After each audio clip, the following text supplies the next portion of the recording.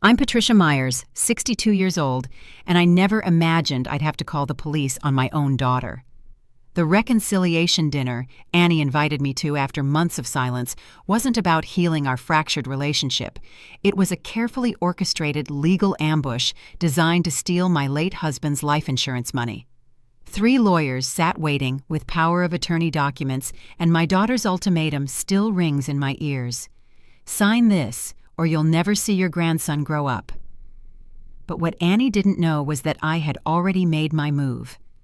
The phone call I placed right there in that conference room would expose her scheme and protect not just my financial future, but my dignity as well. Before we dive into how a mother's love can be weaponized against her, please take a moment to like and subscribe, but only if you truly connect with this story. I'd love to know where you're watching from and what time it is in your part of the world. This is a story about boundaries, betrayal, and the price of standing up to family members who see you as nothing more than a bank account. 2 years. That's how long it's been since Robert passed away from a sudden heart attack at his workbench, still wearing his favorite flannel shirt that now hangs untouched in our closet. Every morning, I still catch myself setting 2 coffee cups on the counter before remembering I only need 1. The house feels too big, too quiet, especially in the evenings when I find myself cooking portions meant for 2 and eating alone at our kitchen table. Robert left me $850,000 from his life insurance policy. 40 years of overtime shifts at the plant, missed vacations, and careful savings, all condensed into a number that was supposed to secure my retirement. To everyone else, it might seem like a fortune. To me, it represents every sacrifice he made so I wouldn't have to worry about money in my old age. "Patty," he used to say, "when I'm gone, this will keep you safe." I've been careful with it, keeping it in conservative investments, living off my small pension from my years as a nurse. The garden keeps me busy. Robert's tomatoes are coming in beautifully this year. And I volunteer at the church food pantry twice a week. It's a quiet life, but it's mine. Lately, though, Annie's been calling more frequently. After months of sporadic contact, suddenly she's interested in how I'm doing, asking about my health, wondering if I need help with anything. At first, I was touched. My daughter was finally showing concern for her widowed mother. I should have recognized the pattern. Annie never showed interest unless she needed something. The doorbell rang on a humid Thursday afternoon. Annie stood there with Henry, both dressed impeccably, carrying what looked like a wedding planning binder thick enough to be a phone book. "Mom, we have wonderful news," Annie gushed, pulling me into a hug that felt rehearsed. They'd been engaged for 6 months, but this was the first time they'd visited since announcing it. They spread glossy brochures across my coffee table like they were dealing cards in Vegas. The Riverside Country Club venue, $25,000. The Vera Wang dress, $15,000. Catering from Le Bernardin, $25,000. "We want the wedding Dad would have wanted for me," Annie said, her hand finding mine. The manipulation was so smooth I almost missed it. "Sweetheart, that's $65,000, I managed, my voice barely a whisper. "Mom, you have Dad's insurance money," Annie said, as if stating an obvious solution. "This is what it's for. Family milestones, important moments. Dad would want this." Henry leaned forward, his salesman smile perfectly practiced. "It's really an investment in family unity, Patricia. After all, that money is family money, right?" "Family money." The words hung in the air like a threat dressed up as logic. I looked at my daughter, searching for the little girl who used to help me plant flowers, who cried when she accidentally stepped on a caterpillar. This stranger in designer clothes was measuring my worth in dollars. "That money is for my retirement, Annie. I'm 62. I could live another 30 years. "Don't be so dramatic, Mom. It's just a portion of it. You'll still have plenty left." Annie's voice had an edge now, sharp as the diamonds in her engagement ring. "The answer is no," I said quietly but firmly. "I can contribute $5,000 as a wedding gift, but I cannot, will not, fund a $65,000 wedding." The temperature in the room dropped 10 degrees. Annie's face transformed in an instant, like a mask slipping off. She stood abruptly, sending wedding catalogs sliding to the floor. "You're seriously going to be this selfish? After everything I've done for you? Everything you've done? I repeated, genuinely confused. Annie, we see each other maybe once every 3 months. I call you, I check on you, and this is how you repay me?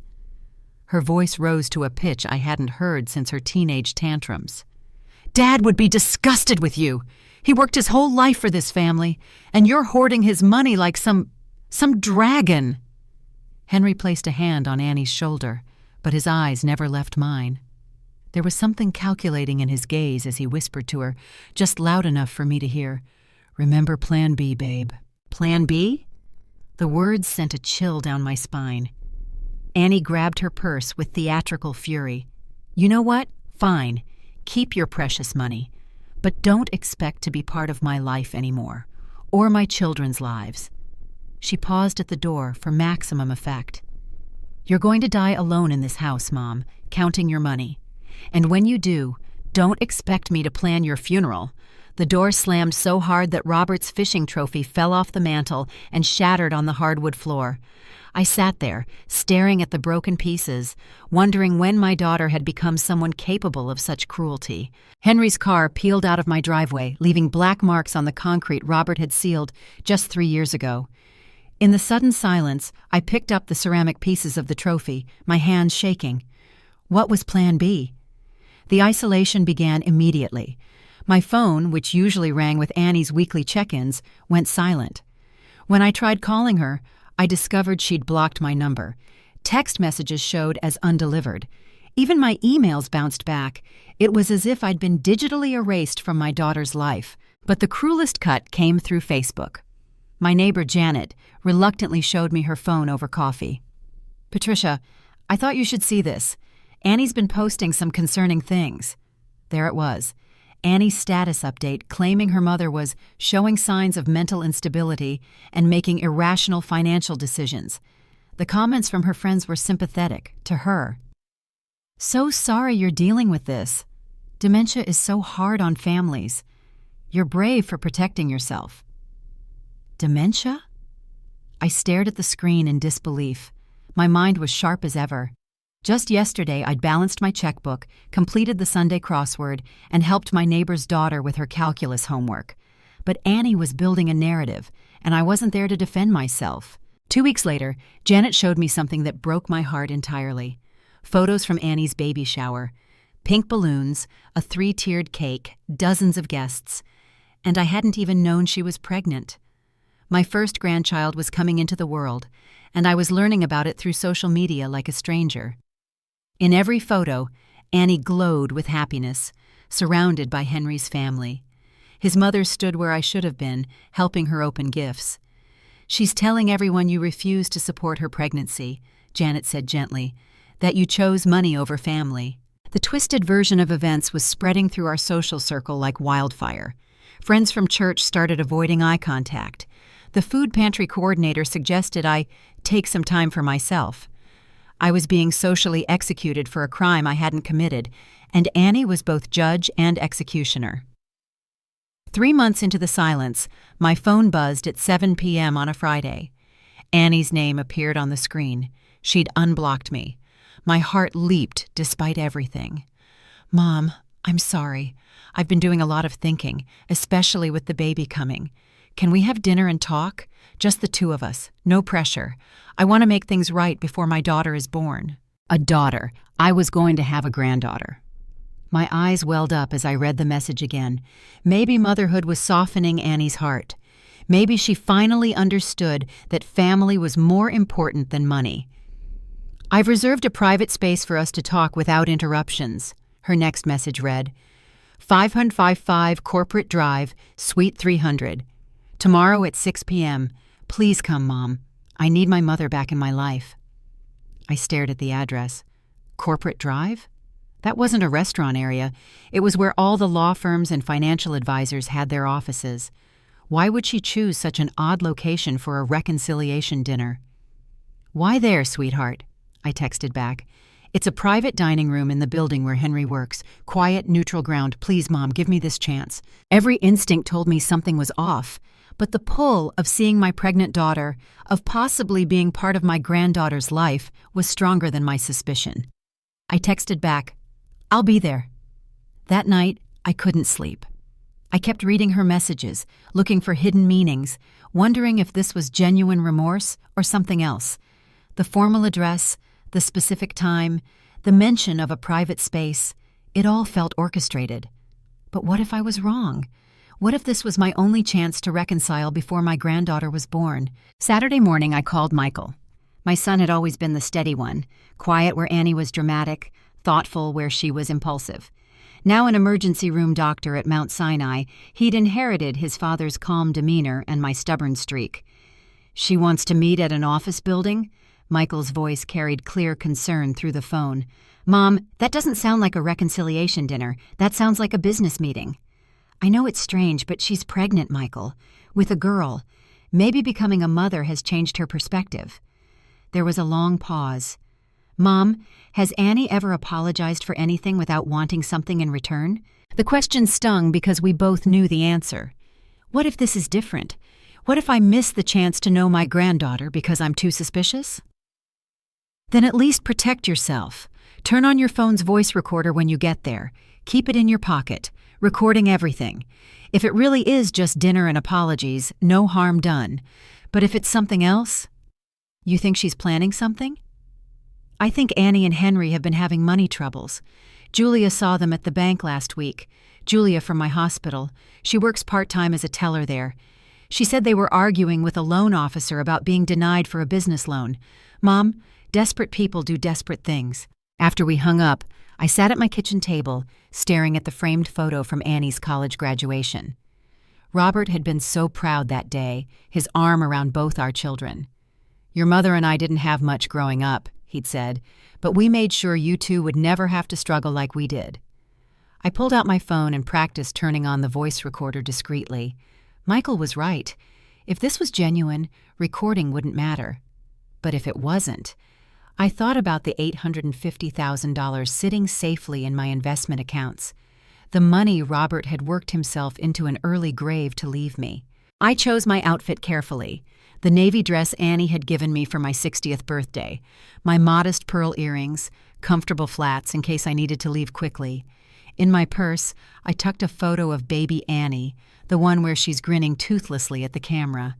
Maybe seeing it would remind us both of better times. The building at 555 Corporate Drive towered 15 stories of black glass and steel, the kind of place that whispered money and power. The parking garage charged $20 an hour.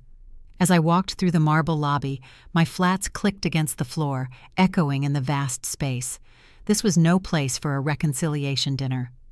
"I'm here to see Annie Harrison," I told the security guard at the desk, using her married name for the first time. He checked his list, made a phone call, then handed me a visitor badge.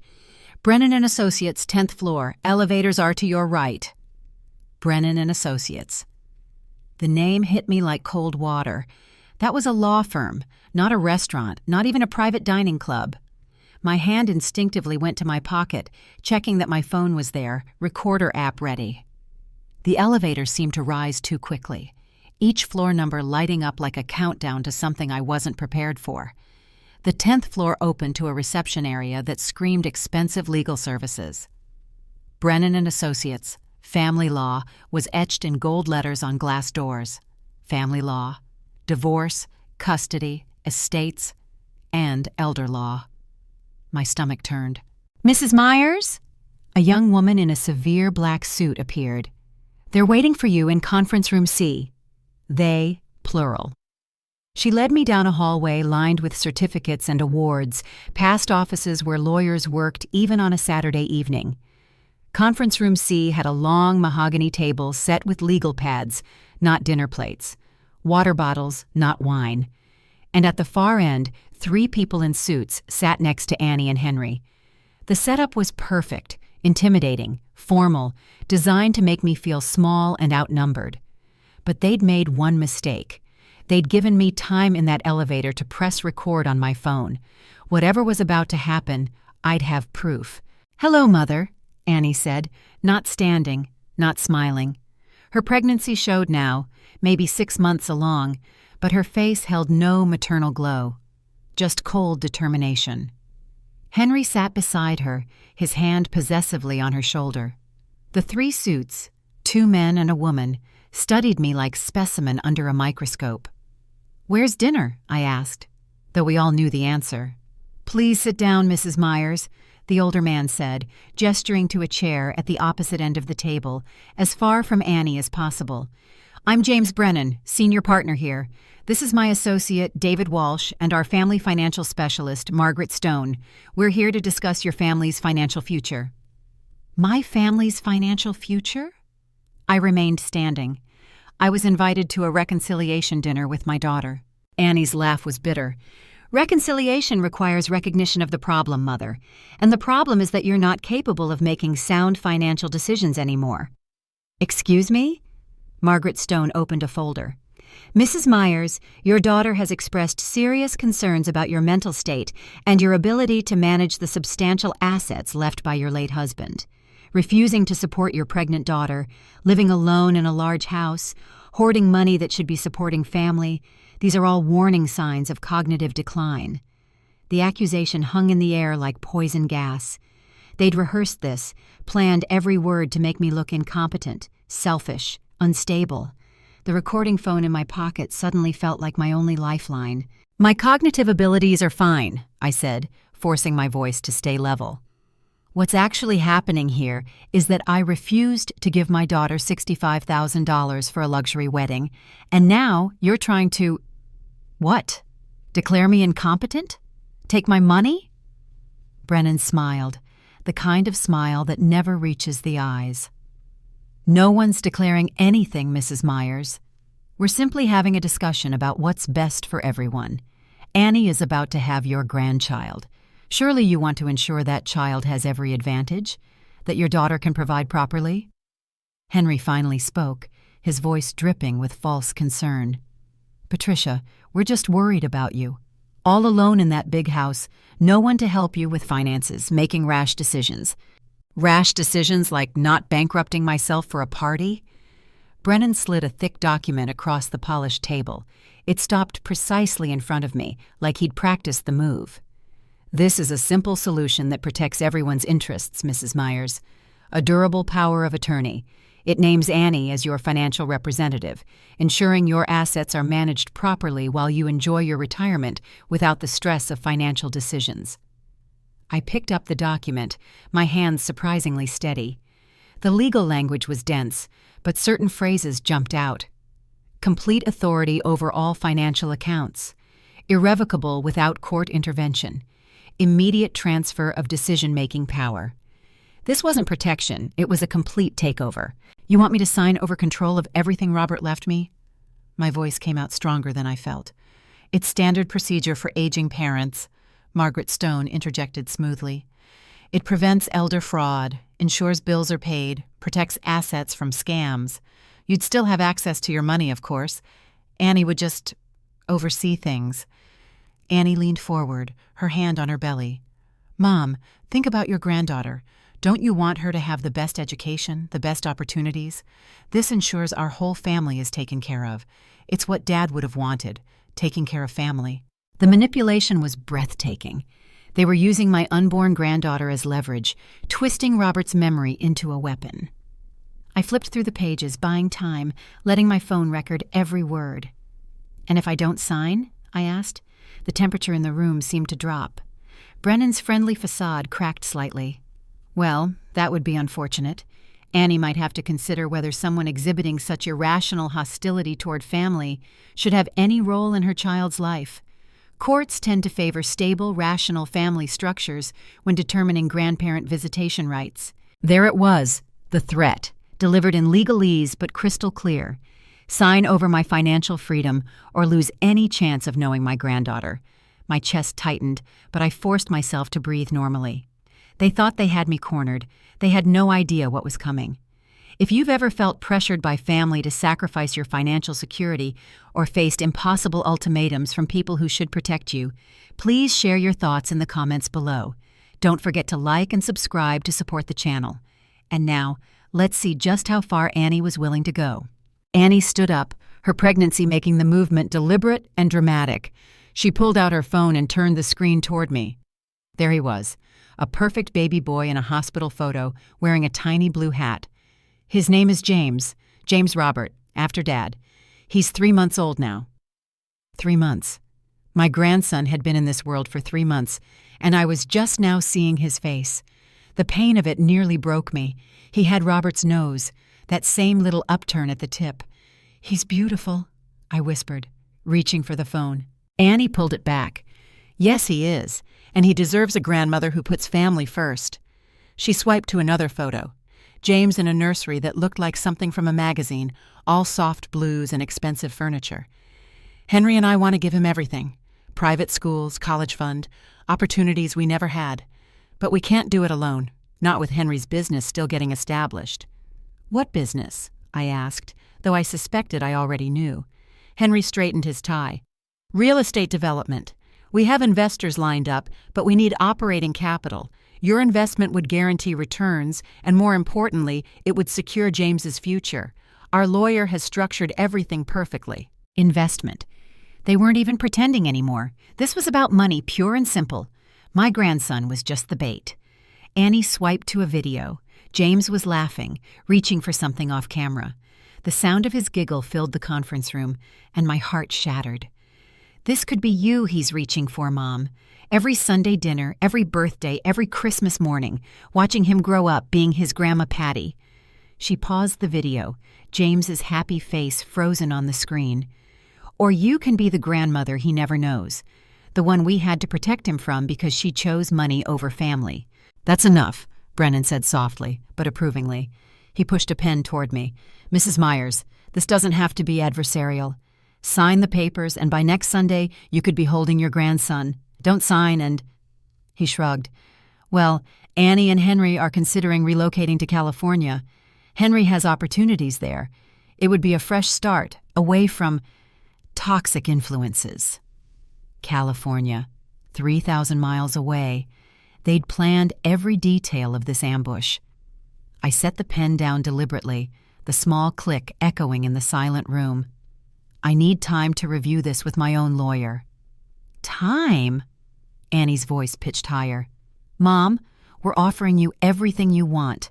A relationship with your grandson, and you need time?" "Any legal document of this magnitude requires review," I said, surprised by how steady my voice sounded. "That's not cognitive decline, that's common sense." Brennan's jaw tightened. "Mrs. Myers, this offer is time-sensitive. My clients are prepared to reconcile tonight, but if you walk out that door without signing, the offer may change, significantly." "Are you threatening me, Mr. Brennan?" "I'm explaining reality," he replied smoothly. "Courts don't look favorably on grandparents who prioritize money over family welfare. If Annie has to file for a restraining order due to your hostile behavior—" "What hostile behavior? Refusing to sign away my life savings without reading the fine print?" Margaret Stone interjected. "Your daughter is simply trying to protect her family's future. Your resistance suggests—" "My resistance suggests I'm not senile," I interrupted, standing up. My hand went to my purse, fingers finding my phone. "You ambushed me. You lied about a reconciliation dinner. You're using my grandson as emotional blackmail, and you want me to sign everything over without even letting me think about it?" Henry stood too, moving between me and the door. "You're not leaving until this is resolved." "Step aside, Henry." My voice was quiet but firm. "Or what? You'll call the police? Tell them your pregnant daughter invited you to a meeting about family finances?" His smile was ugly. "Sit down, Patricia. Sign the papers. Make this easy on everyone." I pulled out my phone. They all tensed, probably thinking I was about to call 911. Instead, I hit a contact and put it on speaker. The ringing filled the room. "Hello, Mom?" Michael's voice was clear, professional. "Are you at the meeting?" Annie went pale. "Michael?" "Yes, sweetheart. I'm at Brennan and Associates," I said clearly, making sure everyone could hear. "The reconciliation dinner was actually a legal ambush. They want me to sign a power of attorney giving Annie control of Dad's life insurance money." "Are they threatening you, Mom?" Michael's voice carried the same calm authority he used in the emergency room. "They say I'll never see my grandson if I don't sign. Apparently, Annie had a baby 3 months ago, a boy named James." There was a pause. When Michael spoke again, his voice was ice. Annie, I know you can hear me. What you're doing is called elder financial abuse. It's a felony in New York. Michael, this is family business, Annie started. No, this is criminal business. Mom, have they physically prevented you from leaving? Henry's blocking the door. Henry, you have 5 seconds to move away from that door before I call the police myself. I have Mom's location from her phone. 1 call to 911 reporting elder abuse and unlawful detention, and this building will be swarming with cops. Henry looked at Brennan, who nodded slightly. Henry stepped aside. Mom, Michael continued, I'm 15 minutes away. I'm bringing someone with me. Don't sign anything. If they try to stop you from leaving, scream. The security guard downstairs will hear you. You're bringing someone? I asked, though we'd never discussed this. Eleanor Smith from my hospital's legal department. She specializes in elder law, the protective kind, not the predatory kind Mr. Brennan practices. Brennan's face flushed. I don't care what you appreciate. Michael cut him off. Mom, that recording app I told you about? I hope you've been using it. New York is a one-party consent state. Everything they've said is admissible. The room erupted. Annie jumped up, reaching for my phone. You've been recording this? I stepped back, holding the phone high. Every word, including the part where you admitted to deliberately isolating me, lying about my mental state, and using my grandson as blackmail. Margaret Stone was already packing her briefcase. James, I think we should— Sit down, Annie snarled. She's bluffing. She doesn't have the spine to actually do anything with that recording. I looked at my daughter, this stranger wearing my daughter's face, and smiled sadly. You really don't know me at all, do you? The conference room door opened exactly 15 minutes later. Michael walked in first, still in his hospital scrubs, his ID badge swinging. Behind him came a woman in her 40s, sharp-eyed and impeccably dressed despite the Saturday evening hour. She carried a leather briefcase that looked more expensive than my car. Mom, Michael crossed to me immediately, putting himself between me and the others. Are you okay? I'm fine. I squeezed his hand, drawing strength from his presence. Annie. Michael's voice was flat as he acknowledged his sister. Congratulations on the baby. Would have been nice to know I had a nephew. This doesn't concern you, Michael, Annie snapped, but her voice wavered.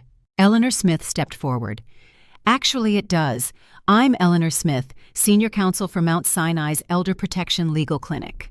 Dr. Myers asked me to review a situation involving potential elder financial abuse. She looked directly at Brennan. James, I should have known you'd be involved in something like this. Eleanor, Brennan's smile was strained. This is a private family matter. Elder financial abuse is never private. Eleanor set her briefcase on the table with a decisive thud. Mrs. Myers, have they asked you to sign documents? I slid the power of attorney across to her. She scanned it quickly, her expression growing darker with each page. This is unconscionable. Complete financial control, no oversight, no accountability. James, you know this wouldn't hold up under scrutiny. It would if she signed it voluntarily, Brennan countered. Voluntarily? Michael laughed bitterly. You mean under threat of never seeing her grandson? After months of deliberate isolation and defamation? He pulled out his phone. Mom's not the only one who's been documenting things. I have screenshots of every Facebook post where Annie claimed Mom was mentally unstable. I have statements from Mom's friends at church about Annie's campaign to isolate her. I have the recording Mom just made of you threatening her. Annie's face had gone from pale to gray. You've been spying on me? I've been protecting our mother from you, Michael replied, just like Dad asked me to before he died. The room went silent. Annie's mouth opened, closed, opened again. What? Michael connected his phone to the conference room's speaker system. Dad called me the day before his heart attack. He was worried about Annie's spending, about Henry's failed ventures. He asked me to watch out for Mom if anything happened to him. You're lying, Annie whispered. Am I? Michael hit play. Robert's voice filled the room, warm and familiar even through the phone's tinny speaker. Michael, I need you to promise me something. If anything happens to me, watch out for your mother. Annie, I love your sister, but she sees dollar signs where she should see family. That insurance money is for your mother's old age, not for Annie's schemes. Promise me you'll protect her." I gasped, tears streaming down my face. Even from beyond the grave, Robert was still protecting me. Eleanor pulled out her tablet. "Now let's discuss the recording Mrs. Myers just made." She connected it to the speakers, and we all listened to the entire conversation from my arrival. Every threat, every manipulation, every cruel word echoed through the conference room. When Annie's voice said, "Sign it or you'll never see your grandson grow up," Eleanor paused the recording. "That," she said, "is textbook elder abuse, emotional manipulation, financial coercion, and isolation. Mr. Brennan, you facilitated this. The State Bar will be very interested in this recording." Brennan was sweating now. "That's taken out of context." "The context makes it worse," Eleanor continued. She pulled out a document from her briefcase. 3 weeks ago, Mrs. Myers established an irrevocable trust with Michael as the trustee. All of her assets have already been protected. Even if she had signed your unconscionable power of attorney, it would have been worthless. Annie stood so fast her chair fell over. "What?" I found my voice. "I may be old, Annie, but I'm not stupid. The moment you started your campaign to paint me as senile, I took steps to protect myself. Michael helped me set up the trust. Every penny of your father's insurance money is safe from you and Henry." "You can't do that," Henry shouted. "That's marital property. Annie has rights." "Annie has no rights to her mother's assets," Eleanor said coolly. "The insurance beneficiary was Patricia alone.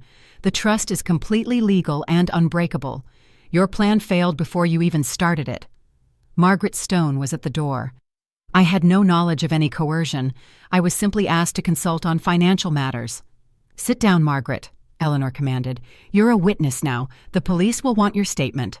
"The police?" Annie's voice cracked. Eleanor pulled out a thick folder marked Myers Irrevocable Trust and placed it on the table.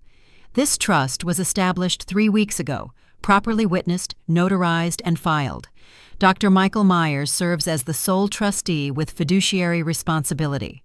Mrs. Myers retains lifetime income from the trust, but the principal is protected from any external claims." "When did you do this?" Annie's voice was barely a whisper, her hand pressed against her pregnant belly.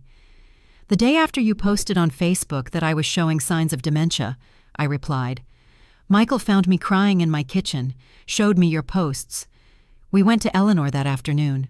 Eleanor continued, "The trust includes specific provisions. Mrs. Myers cannot be coerced into withdrawing funds. Any attempt at financial manipulation triggers an automatic review by the trust's oversight board, which includes myself, a representative from Adult Protective Services, and a court-appointed guardian ad litem." "You planned this," Henry accused, pointing at Michael. "You poisoned her against us."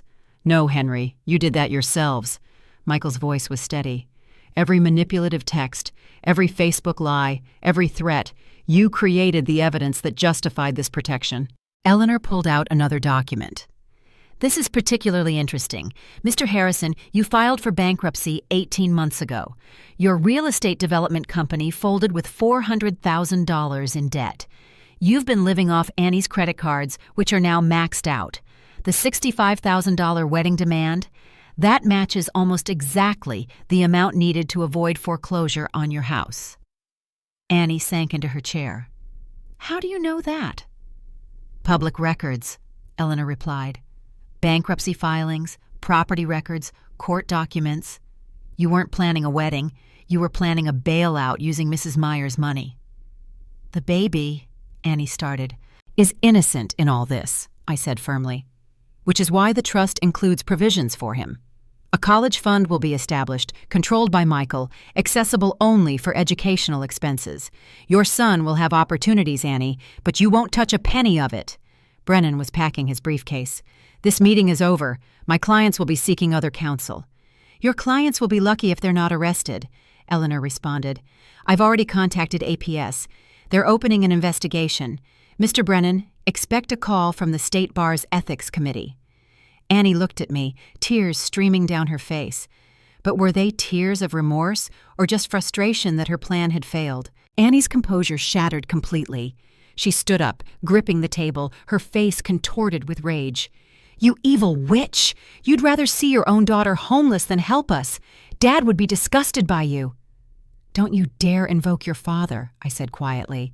"You just heard his voice. He knew exactly what you were." "That recording was fake. Michael doctored it." She turned to Henry. Tell them how we've struggled, how unfair this is."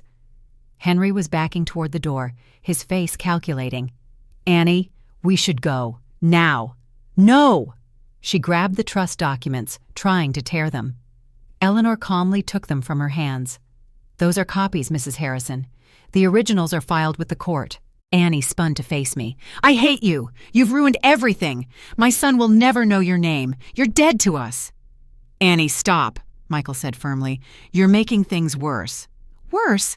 How could it be worse? She's stolen our future." Annie was hyperventilating now, one hand on her belly. 2 security guards appeared in the doorway. Eleanor had apparently texted them. "Is everything all right here?" "These people are just leaving," Eleanor said smoothly. "Please ensure they exit the building." Henry grabbed Annie's arm. "We're going, now." He looked at Brennan. "You said this was guaranteed. You'll be hearing from us." As security escorted them out, Annie's sobs echoed down the hallway. But they weren't tears of remorse. They were the tears of a child who'd been caught with her hand in the cookie jar and was furious about the consequences. Once Annie and Henry were gone, Eleanor turned to Brennan and his remaining associate. "Gentlemen, let's discuss consequences. What you attempted tonight constitutes conspiracy to commit elder financial abuse under New York Penal Law Section 190-65. That's a Class E felony." Brennan straightened his tie nervously. "We were simply representing our client's interests." "You were facilitating extortion," Eleanor cut him off. "I have Mrs. Myers' recording. You personally threatened her with isolation from her grandchild if she didn't sign over financial control. That's not legal representation. That's criminal conspiracy." She pulled out her phone. "I'm filing a complaint with the State Bar tonight. I'm also reporting this to the District Attorney's Elder Abuse Unit. Detective Sarah Martinez is a personal friend. She takes these cases very seriously." Margaret Stone spoke up quickly. "I wanted on record that I was only asked to review financial structures. I had no knowledge of any coercion or threats." "Yet you sat here while they threatened Mrs. Myers and said nothing," Michael observed. "That makes you a witness at minimum, an accomplice at worst." Eleanor nodded. "Ms. Stone, I suggest you retain your own counsel. You'll be subpoenaed as a witness. Your testimony about what happened here will determine whether you face charges yourself." Brennan's associate, Walsh, who had been silent throughout, finally spoke. "I documented my objections to this meeting in an email to Mr. Brennan yesterday. I have copies." Brennan turned on him. "David!" "I'm not losing my license for this, James, or for you." Walsh looked at Eleanor. "I'll cooperate fully with any investigation." Eleanor made notes. "Mrs. Myers, you have grounds for a restraining order against Annie and Henry. I recommend filing Monday morning. It will legally prevent them from contacting you or coming within 500 feet of your home." "What about my grandson?" I asked. "The restraining order can include provisions for supervised visitation once the child is older, if you choose. But Annie cannot use the child as leverage anymore." Security returned. "Building management wants everyone to leave now. They're documenting this incident." As we gathered our things to leave, the conference room door burst open. Annie stood there, mascara streaking her cheeks. Henry, nowhere in sight. Security moved to intercept her, but she dropped to her knees in the doorway. "Mom, please, I'm sorry. I'm so sorry." The words tumbled out between sobs. "It was Henry's idea. He said if we didn't get money, we'd lose everything. The baby needs a home." I stood frozen, watching my daughter grovel on the corporate carpet. Part of me wanted to run to her, to hold her like I did when she was small and scared. But this wasn't my little girl anymore. "Where's Henry?" Michael asked coldly. "In the car. He said to try one more time, that you're too soft-hearted to let your daughter suffer." She looked up at me with swollen eyes. "He was wrong, wasn't he? You're really going to let us lose our house?" "You're losing your house because you lived beyond your means," I said quietly. "Because Henry lied about his business success. because you both thought my retirement fund was your personal ATM. But the baby. We'll be fine, Eleanor interrupted. There are programs for families in financial distress. Food stamps, WIC, housing assistance. Millions of families use them. You're not special, Annie. Annie's tears stopped abruptly, like turning off a faucet. She stood slowly, her hand protectively over her belly. Fine. You want to play hardball? I'll make sure everyone knows what kind of grandmother you are, how you chose money over your own grandchild. I'll plaster it all over social media. Go ahead, Michael said. We have the recordings. We have evidence of your lies, your threats, your extortion attempt. Post whatever you want. We'll post the truth. From down the hall, we heard Henry's voice. Annie, forget it. We need to go. Now. She looked at each of us, her face cycling through emotions, rage, desperation, calculation. Finally, she settled on cold hatred.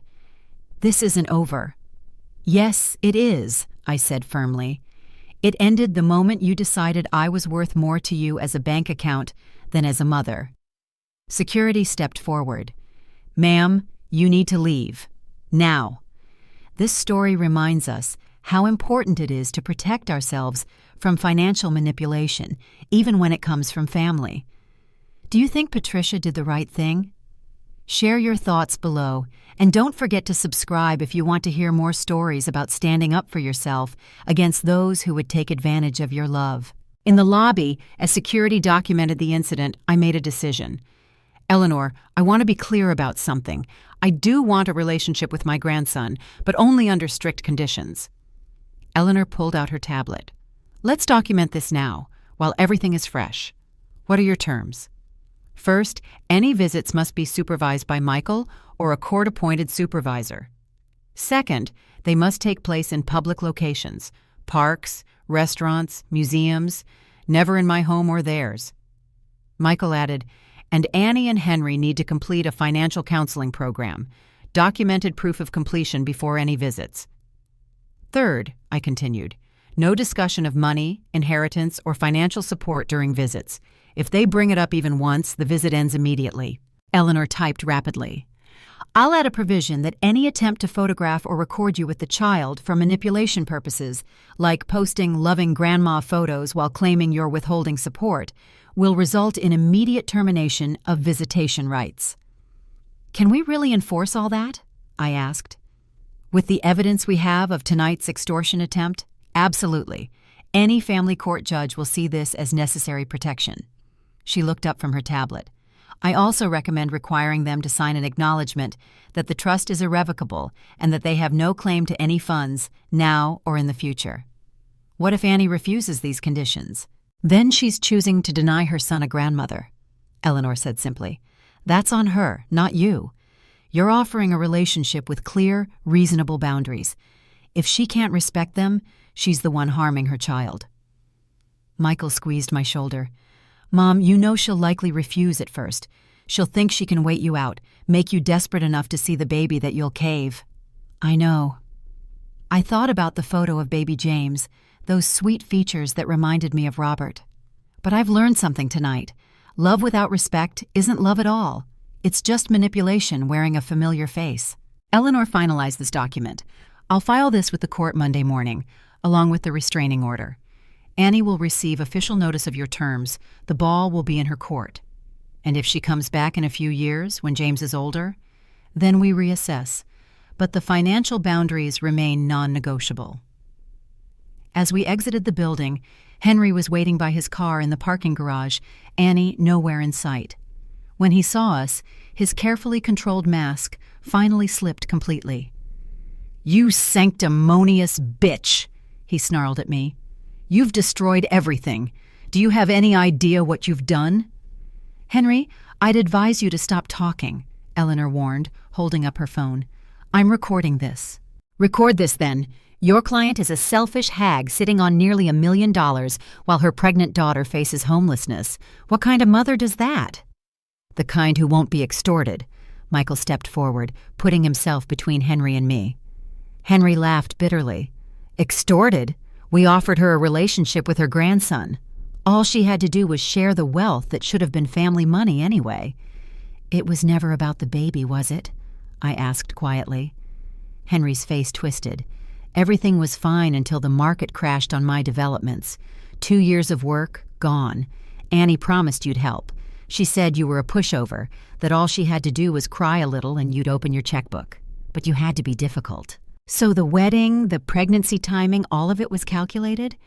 The pregnancy was real enough. But yeah, we figured a grandkid would be the ultimate leverage. Worked on my parents. They refinanced their house for us. He laughed bitterly. But not the great Patricia Myers. No, you'd rather see your own family suffer. Your parents mortgaged their home for your failed business? Michael asked, incredulous. And they'll lose it next month when we declare bankruptcy again. At least they tried to help, unlike some people. Eleanor stepped forward. Mr. Harrison, you've just confessed to conspiracy to commit fraud. I suggest you leave immediately. Or what? You'll call the cops? Go ahead. I've got nothing left to lose. He looked directly at me. But you do. Every time you think about that grandson, you'll never know. Remember, you chose this. He got in his car and peeled out, leaving black marks on the concrete, just like 3 months ago when this all started. The night air felt clean after the suffocating atmosphere of the conference room. Michael walked me to my car, his arm protectively around my shoulders. Eleanor followed, still making notes on her tablet. You did incredibly well in there, Mom, Michael said. I know how hard that must have been. I kept thinking about your father, I admitted, my voice shaking now that the adrenaline was fading. What would he think, seeing Annie like this? He'd be proud of you for standing up to her. You heard his voice on that recording. He knew what she was capable of. Eleanor looked up from her tablet. Mrs. Myers, you should know that what happened tonight, while traumatic, actually works in your favor legally. We have documented evidence of attempted extortion, elder abuse, and conspiracy to commit fraud. Annie and Henry won't dare challenge the trust now. What happens to them? Despite everything, she was still my daughter. That depends on whether the DA decides to press charges. Given that no money actually changed hands, they might opt for a warning. But Brennan? He's facing disbarment. This isn't his first ethics violation. I checked. We reached my car. My hands were shaking too badly to get my keys out. Michael gently took my purse and found them for me. I don't think you should drive right now, he said. Let me take you home.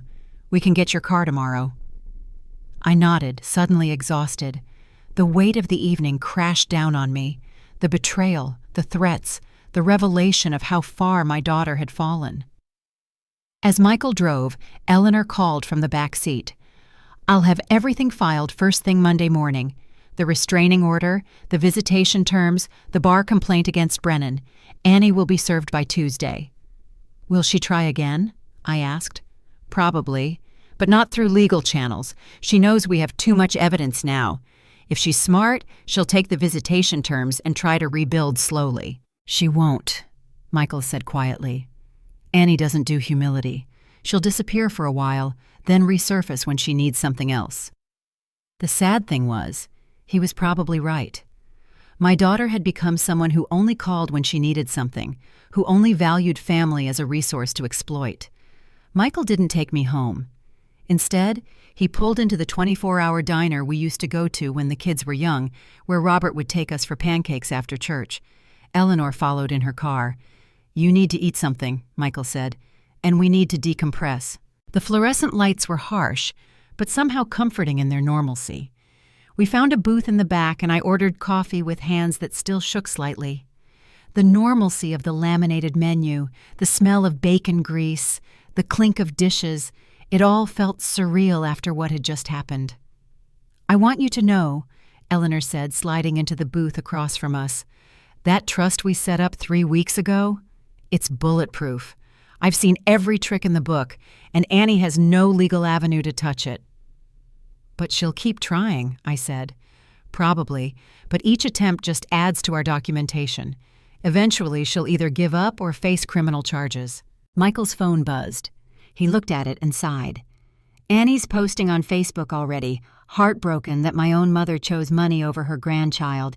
Some people's greed knows no bounds. Should we respond? I asked. No, Eleanor said firmly. Let her rant. We have the truth documented. If it ever comes to court, her social media attacks will only hurt her case. The waitress brought our coffee. I wrapped my hands around the warm mug, letting it ground me. You know what hurts the most? I would have helped them. If they'd come to me honestly, said they were in trouble, asked for a loan with a payment plan, I would have helped. But they didn't want help, Michael said gently. They wanted control. They wanted all of it. The trust does include the education fund for James, Eleanor reminded me. When he's 18, he'll have access to college funding. You're still providing for your grandson, just in a way Annie can't corrupt. I nodded, thinking about that sweet baby's face. Maybe someday he'll understand. Maybe he'll come looking for answers. And when he does, Michael said, we'll have the whole truth waiting for him, including tonight's recording. My phone hadn't stopped buzzing since we sat down. Finally, Michael took it from me and looked at the screen. His face darkened. 17 texts from Annie. You want me to read them? Just summarize, I said, too tired to deal with her words directly. They start with threats. She's going to sue, going to have you declared incompetent, going to make sure everyone knows what you did. Then they shift to bargaining. She'll accept $30,000 instead of $65,000. She'll pay you back. She'll sign any agreement you want. He scrolled further. Now she's into emotional manipulation. You're killing your grandchild. You're destroying her marriage. Henry's threatening to leave her. That last one might be true, Eleanor observed. Men like Henry don't stick around when the money dries up. Another buzz, then another. Michael's face went pale. Mom, she's sending pictures of baby James, dozens of them, in the hospital, at home, his first smile. Each photo was a dagger. That beautiful baby who looked so much like Robert, who deserved better than being used as an emotional weapon. Block her, Eleanor said firmly. Right now. Block her on everything. Phone, social media, email. This is harassment. Michael was already doing it. I'm blocking her on your phone and mine.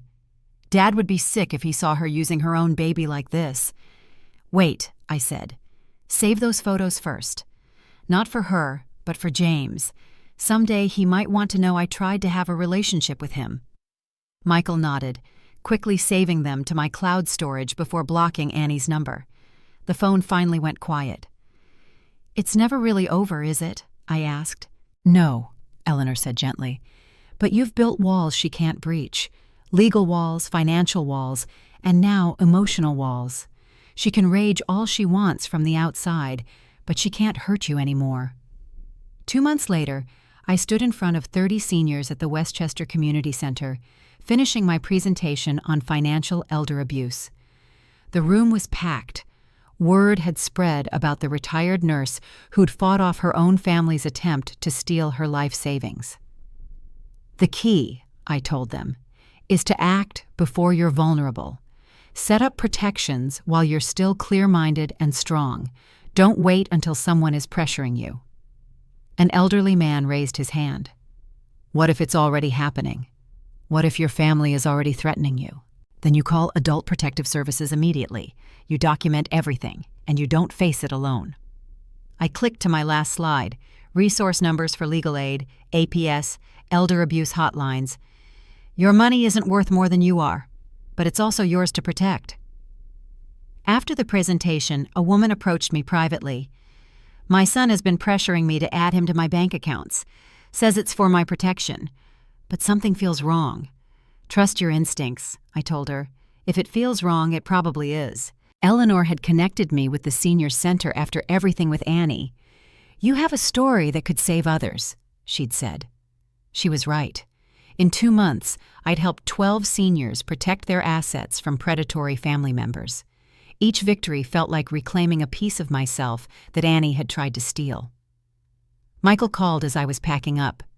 Mom, you'll never guess who called the hospital today asking for me. Annie? Henry.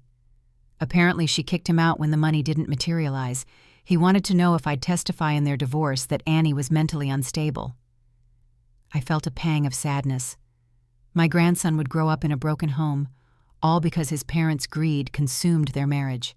3 weeks later, I was selecting apples at the grocery store when I heard a baby crying. I turned and found myself face to face with Annie.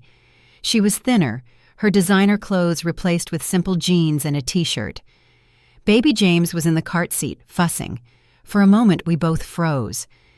Then Annie's hand moved protectively to James, as if I might snatch him. "Hello, Annie," I said quietly. She looked exhausted, defeated. The anger that had blazed in her eyes at the law office was gone, replaced by something hollow. "Mom!" James's cries intensified.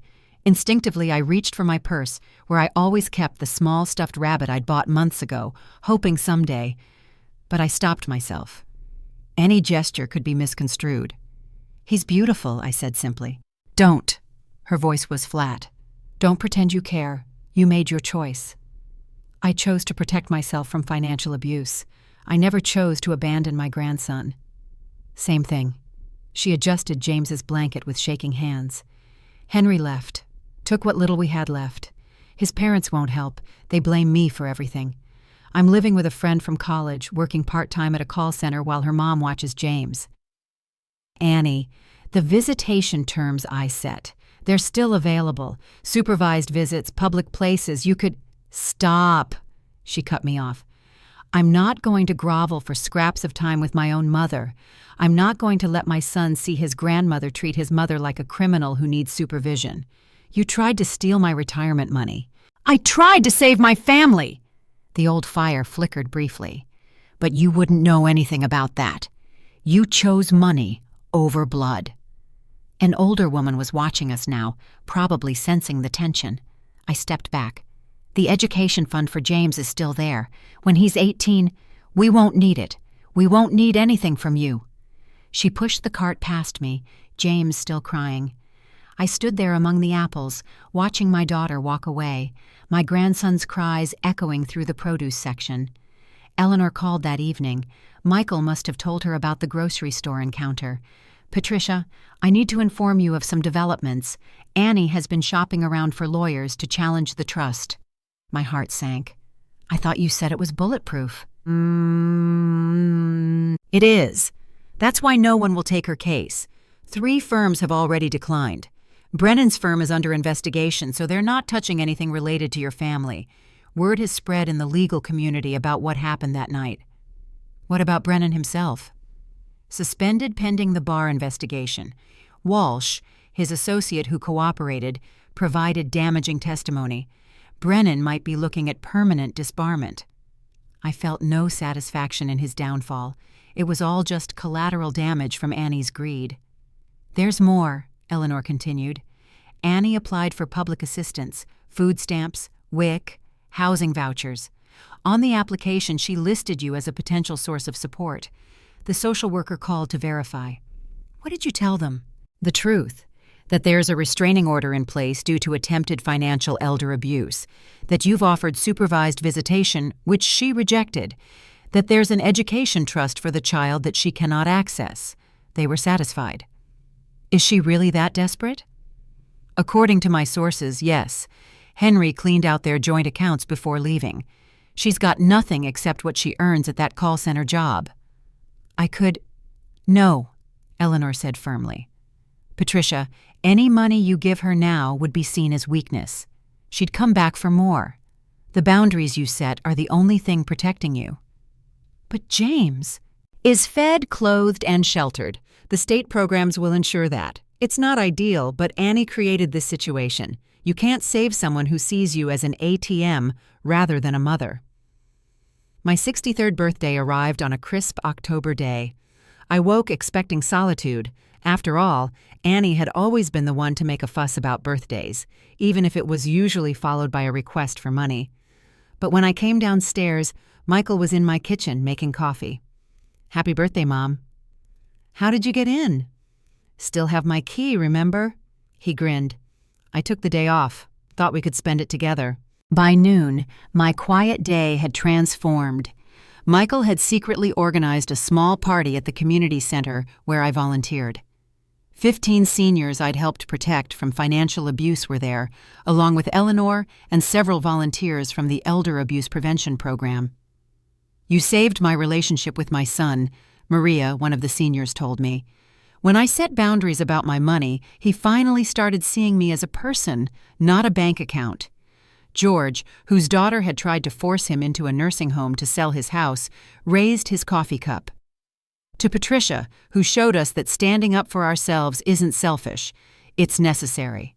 The cake Michael brought had a single candle. "Make a wish, Mom." I closed my eyes. I wished for James to someday understand, for Annie to find peace, for the strength to maintain my boundaries even when it hurt. When I opened my eyes, everyone was smiling at me. These weren't blood relatives, but they were family, chosen family, forged through shared struggles and mutual respect. "No, Annie?" Maria asked gently. "No," I said simply, "but I'm not alone." Michael squeezed my hand. "You never were." Eleanor stood up. "Patricia, you've turned your pain into purpose. You've saved dozens of seniors from financial exploitation. Your husband would be so proud." Looking around that room at all the lives I'd touched by sharing my story, I realized something. Family isn't just about blood. It's about people who respect you, protect you, and celebrate you without calculating what they can get in return. 18 years later, a letter arrived with no return address. The handwriting was unfamiliar, young. "Dear Grandmother Patricia, my name is James Myers Harrison. I'm 18 now, about to start college thanks to the education fund you set up for me before I was even born. Mom doesn't know I'm writing this. She still won't talk about you, except to say you chose money over family. But I found the court documents. I know about the attempted extortion, the threats, the recording. I know you tried to have a relationship with me, but were rejected. I'm studying pre-law. I want to specialize in elder law to protect people like you tried to protect yourself. Your story, even told through legal documents, inspired me. I don't know if you'll want to meet me. I'm the son of the daughter who hurt you. But I want you to know, I understand why you did what you did. You weren't protecting money. You were protecting your dignity. If you're willing, I'd like to meet the grandmother who loved me enough to ensure my education, even when she couldn't be in my life. With respect and hope, James." I held the letter with trembling hands, tears streaming down my face. Sometimes boundaries aren't walls, they're bridges to a better future. This story reminds us that setting boundaries isn't cruel. It's necessary for our dignity and well-being. Real love never comes with a price tag or threats. If you're facing manipulation from family members, remember, you deserve respect, not just in words, but in actions. Like and subscribe if this story touched your heart. And always remember, protecting yourself isn't selfish. It's the foundation for healthy relationships built on mutual respect, not financial exploitation.